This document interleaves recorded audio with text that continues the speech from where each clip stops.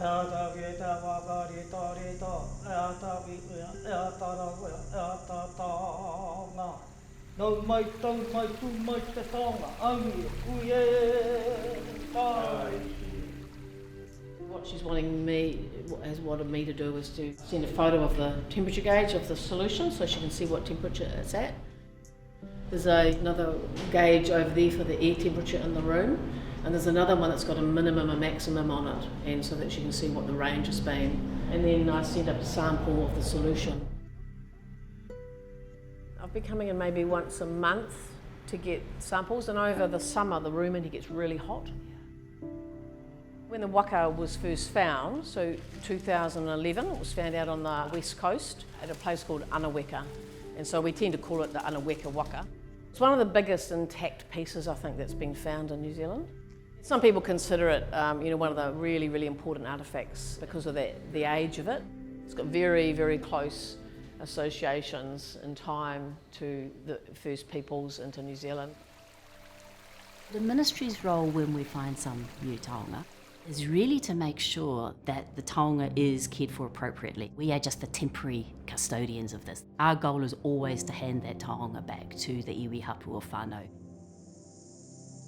When the Ministry of Culture and Heritage and the Conservator found out about the find, we were involved very early on. There was a lot of hands-on work early on because it's been in a swamp, so it's like a sponge. It's been really fascinating. We've learnt such a lot through her and through people who have a lot of expertise in this area in the Māori world who have come and looked at it and taught us too. One of the other big shifts that we've done in the last few years is to try and operate much more regionally. That means when a taonga is found, instead of maybe uplifting it and taking it to one of the big museums around the country, we will try and leave it in the region and work with the local iwi or hapū or whānau to do the conservation alongside us, to try and share our conservation skills and those of our experts. And that also means that the iwi or hapū can be alongside the taonga and come through the process with us. When we uncovered our taonga on site, the plan was, or we thought the only option was going to Auckland. And that I wasn't happy with that. We've used those two words a lot in our relationship, trust and protection. Yeah. Trust is huge. I have to trust that you're guiding me correctly and doing the right thing because this is your taonga at the end of the day and I'm just here to help in its care. Allowing us to have time with the taonga ourselves as well to get to know it because absolutely conservators, even though we do have a science-led perspective, we need to know the material too. And it's building that relationship that we're working side by side. There's no hierarchy here. I might be the iwi, but there's no hierarchy. I don't see it like that. At the moment, I'm wearing gloves because I'm handling chemicals, but Rae is not wearing gloves. Sometimes I do, but sometimes I don't because they're our taonga, and I just feel like I wouldn't wear gloves holding my baby. Yeah. One of the first things that we do when we look at wet organic taonga tūturu, in particular rakau or wet wood, is again just using our senses. So it's not that different from tikanga, but just seeing where the weaknesses are in the object and the rakau.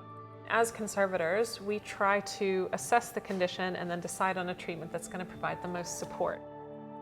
PEG is a tool in our toolbox. PEG stands for polyethylene glycol. PEG is the acronym we use. And it's pretty widely used around the world to conserve wet organic wood. If we just allowed the wood to dry out without any kind of treatment, it will shrink and warp and distort and crack, and we won't get any diagnostic information.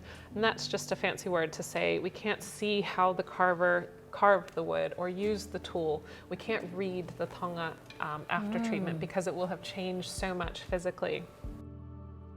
People are very attached to it and certainly have a very strong sense of responsibility around what we're required to do. Not just in terms of its conservation, but also we'd think of it in terms of, wairua, in terms of spiritual matters. It's more than a piece of wood as a part of a vessel. We want it to stay in Mohua in Golden Bay.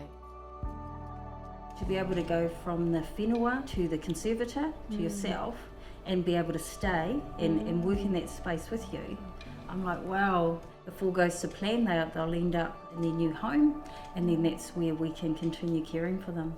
So we're there from the whole process. We don't miss out on anything.